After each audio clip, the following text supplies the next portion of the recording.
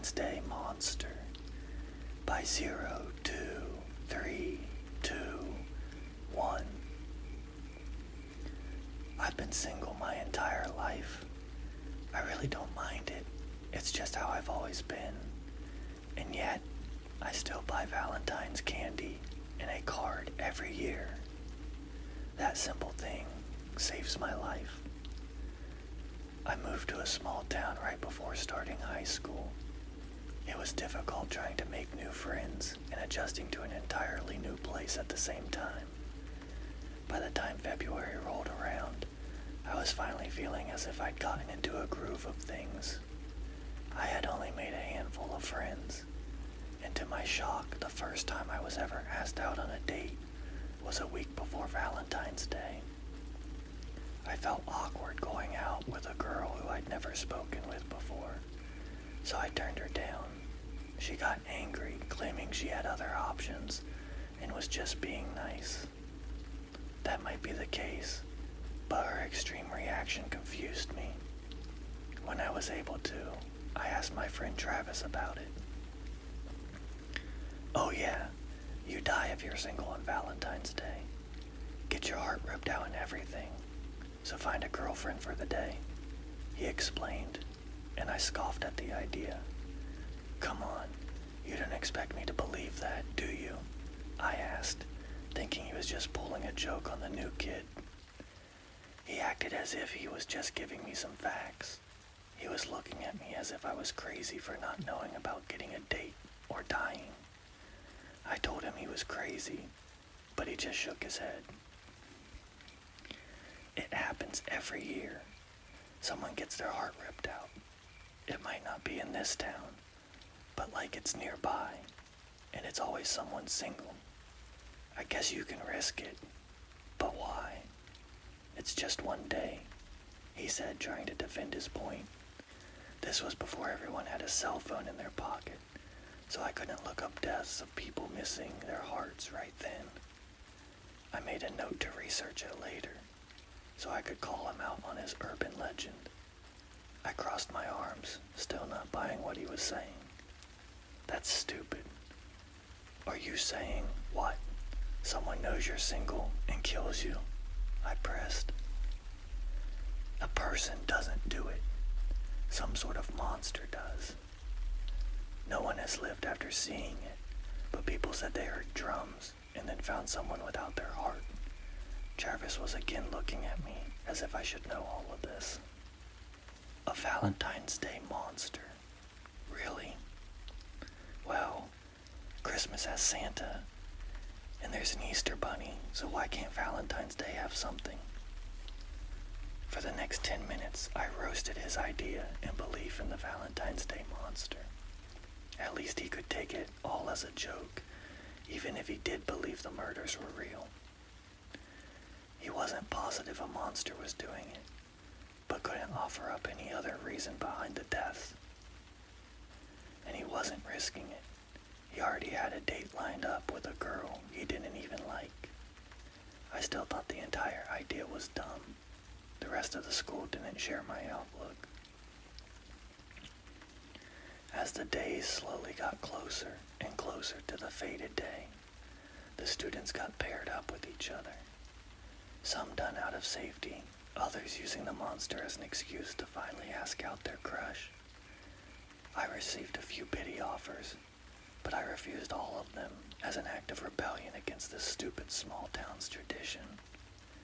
I just watched as everyone started dating in fear of death.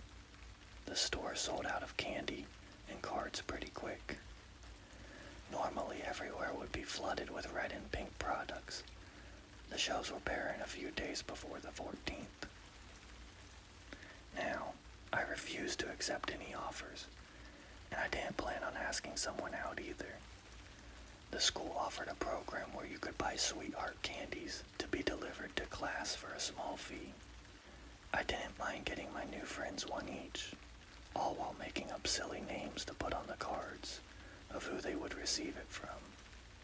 It was the only thing related to the whole day I gave into, aside from buying a box of chocolates for myself.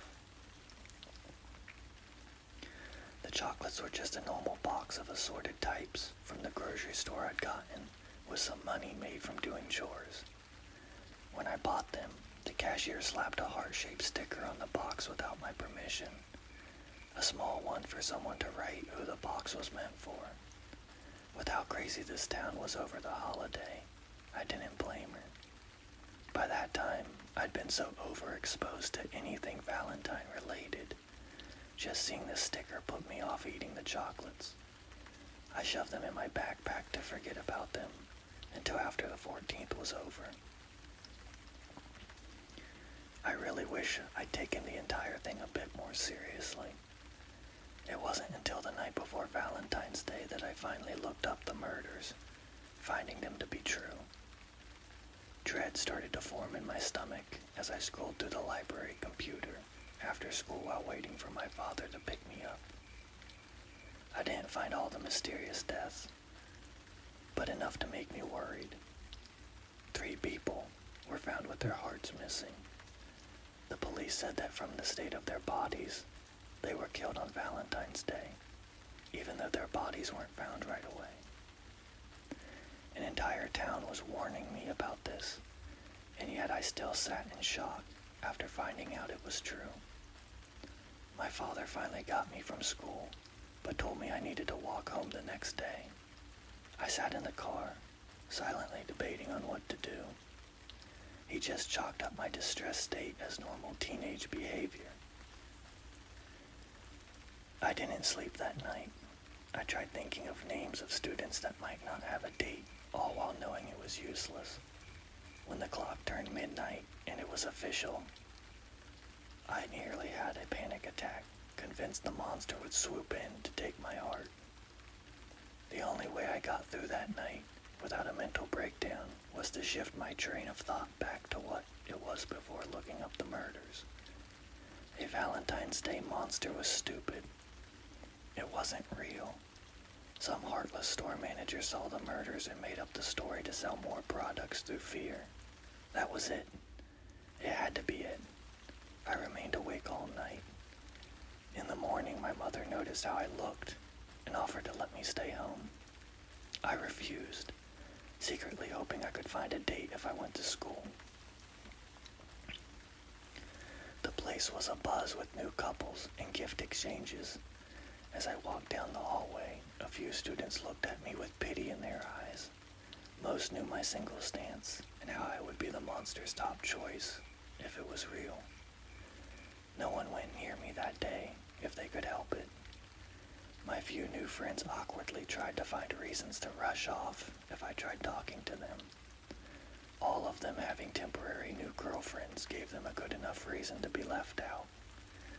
My candy heart prank wasn't funny. Some thought it was, but I couldn't find the humor in anything that day. Instead, I spent it looking over my shoulder, expecting to hear drums at any second. The final bell rang, and Travis was brave enough to walk over to me for a chat. I think he thought this was going to be our last conversation. The idea got him motivated enough to walk over, but not to find the words. Do you, want to come over? I'm going out today, but maybe we can hang out beforehand.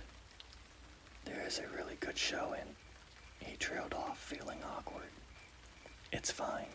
I'll just chill at home. My parents are going out and won't be home until after dinner, so I have the entire place to myself. That never happens. They finally think I'm old enough to be trusted to be left alone, I explained, determined to still not believe in this nonsense, even though I was terrified. Travis nodded, looking pale. He wasn't brave enough to press me on hanging out. After all, he was certain I was going to die that night. He didn't want to be around to see it. I'll talk to you tomorrow, I said, and gave him a shaky wave. He gave one back and started to hurry over to his new girlfriend. When you're a teenager, everything is a big deal. As I walked away from school towards home, I felt like I was walking towards my own death. The sky was overcast, It made me feel even more gloomy. I kept mocking myself for my mood as I walked along the neighborhoods that had become familiar to me over the past few months. Finding a small rock, I started to kick it as I walked, trying to take my mind off the fear in my chest. A car started to drive along behind me with such loud music I could hear it thumping through the air. I watched it cruise by, a bit annoyed over the sound. If you're going to blast music, at least play something good, and not something that just thudded. As the car kept going down the street, the music went with it, but a hint of the thudding remained. I stopped, confused on why I could still hear the sound if the car was so far.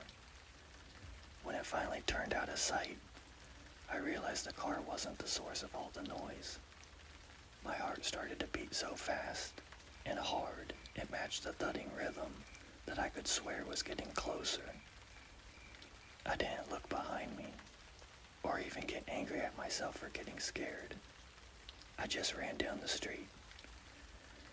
I should have run up to one of the houses asking for help. I was so frightened, nothing rational came to mind. I ran like crazy, all while the beating followed.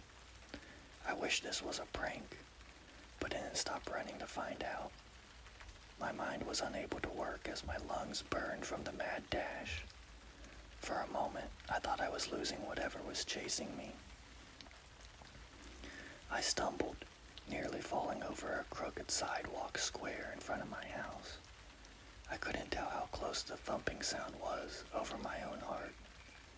Sweat poured down my face and I felt faint. I slammed into my front door, banging on it before I remembered my parents were out. I nearly screamed in frustration. The door was locked and my keys were buried under my books inside my book bag. That thudding sound was all I heard. It was so close it rumbled in my chest. My hand shook as I fumbled to get the zipper open. I was scared to death, and I couldn't keep my eyes open. Squeezing them shut, I felt around in my bag for my key.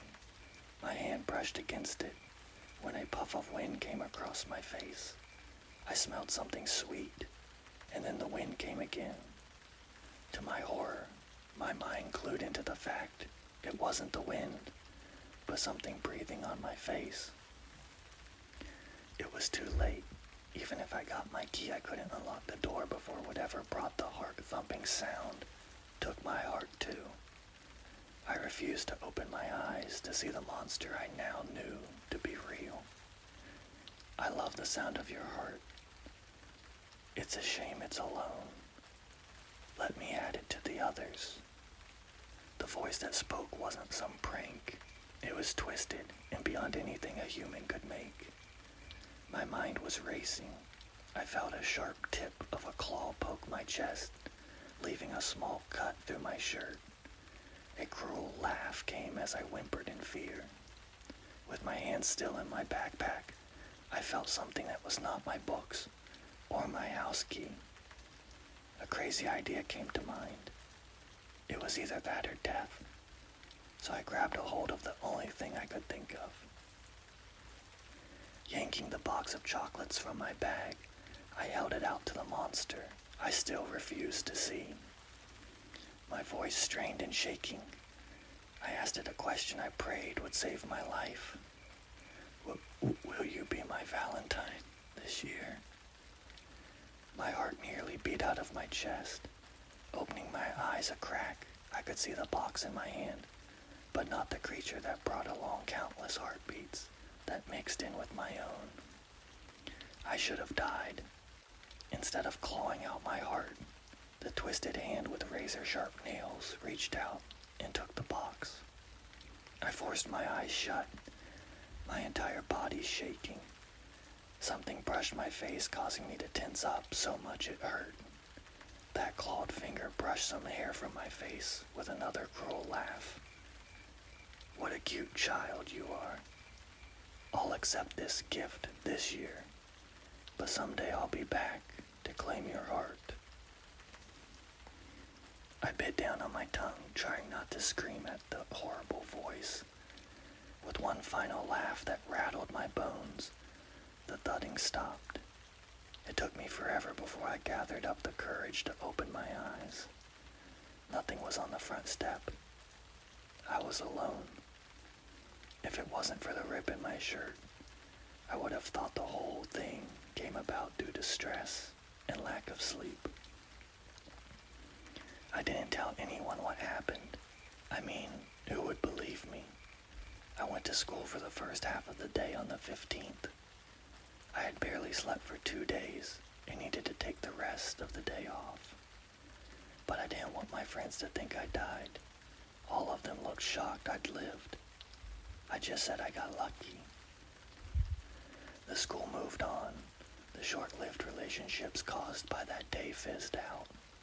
As time crept along, I started to dread knowing Valentine's Day was coming yet again.